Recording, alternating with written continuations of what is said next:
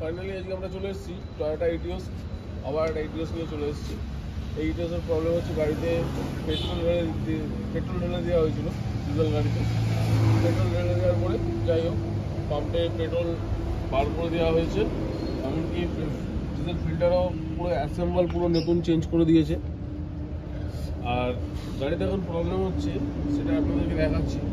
গাড়ি রাউন্ড নিয়ে স্টার্ট হচ্ছে, গাড়ি আমাদের কাছে টুচন করে এসছে, গাড়ি প্রচুর রাউন্ড নিচ্ছে, স্টার্ট হচ্ছে না, সরি রাউন্ড নিয়ে প্রচুর রাউন্ড নিচ্ছে, স্টার্টই হচ্ছে, সেটা আপনাদেরকে দেখাচ্ছি। আর কি প্রবলেমের জন্য কিসের জন্য হচ্ছে সেগুলো আমরা চেক করবো। আচ্ছা, গাড়িতে সেলমার সেলমার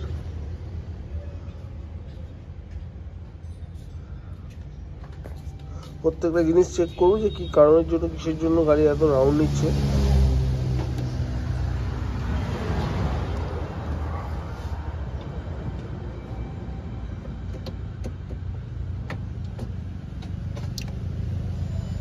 মার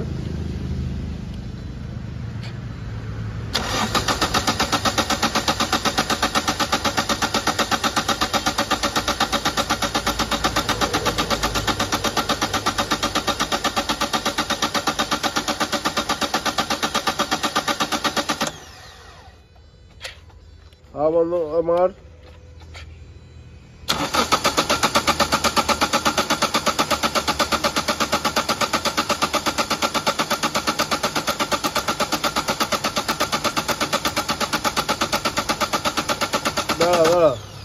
এবার আপনাদেরকে দেখাচ্ছি আমরা একটা একটা করে ইঞ্জেক্টরের ওভারফ্লো পাইপ খুলে, রিটার্ন পাইপ খুলে, প্রত্যেকটা ইঞ্জেক্টরের রিটার্ন পাইপ আমরা খুলে নিচ্ছি। দেখুন আমরা সব কটা ইঞ্জেক্টরের রিটার্ন পাইপ খুলে নিয়েছি। ইঞ্জেক্টরের ব্যাক লিকেজ আপনারা দেখুন কীভাবে কোন ইঞ্জেক্টরে ব্যাক লিকেজ করছে, আমরা সেটা আপনাদেরকে দেখাবো। পরিষ্কার দেখা যাচ্ছে এখান থেকে। এবার দেখুন চারটে ইঞ্জেক্টর সেলমার,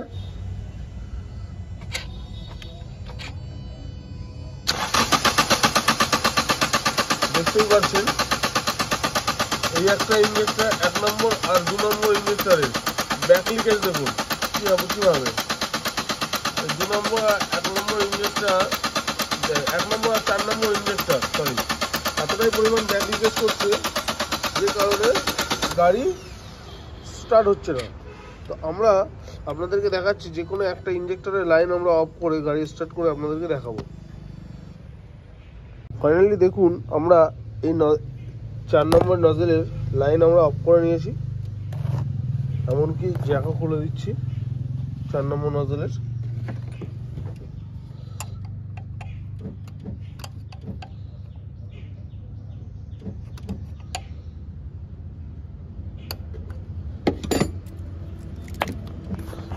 নজলে আমরা জ্যাকটাও খুলে দিলাম। এইবার আমরা সেলফ মেরে দেখবো গাড়ি কি বলছে। যেই সেলমার, দেখতেই পাচ্ছেন গাড়ি স্টার্ট অফ কর, দেখুন লিকেজ ব্যাক লিকেজ দেখুন, এই মার দেখুন ব্যাক লিকেজ দেখুন, 2 নম্বরের ব্যাক লিকেজ দেখুন, কারণ পেট্রোল দিয়ে চলেছে তো একটার পরে একটা নজল দেখুন আস্তে আস্তে ব্যাক লিকেজ বেরোচ্ছে। দেখুন এটাও দেখুন ব্যাক লিকেজ। তো গাড়ি আমরা নজল খুলে নেবো, অফ কর গাড়িটা আমরা 4টে নজল আগে খুলে নেবো। নজল চেক করার পর তারপর দেখবো যে গাড়িতে আর কিছু ডিস্টার্ব আসছে নাই, কারণ আমার ডাউট আছে যে হয়তো এখনও পর্যন্ত পাম্পের প্রেসার কিছু প্রবলেম হয়নি। যদি গাড়ি সাকসেস হয়ে যায় তো মিটে গেল, না হলে হয়তো আদার্স কিছু প্রবলেম আসতে পারে, কারণ যেহেতু নজলের প্রতি ডিফেক্ট চলে এসছে।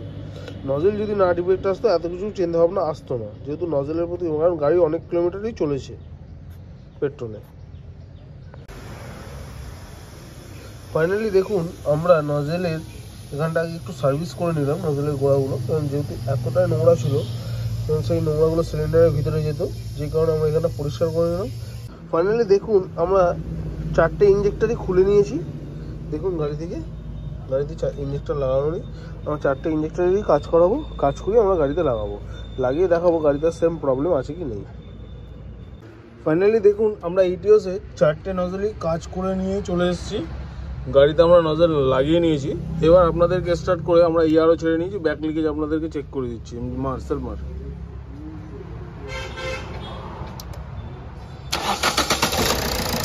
দেখতেই পাচ্ছেন এবার ব্যাক লিকেজ, আগে যে হারে ব্যাক লিকেজ হচ্ছিল এখন দেখতেই পাচ্ছেন কী পরিস্থিতি।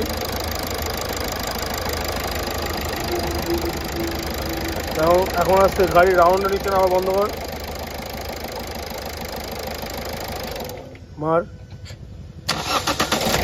দেখতেই পাচ্ছেন এখন গাড়ি পারফেক্ট। তো আমরা ভিডিওটা ভালো লেগে থাকলে লাইক, সাবস্ক্রাইব, শেয়ার করবেন।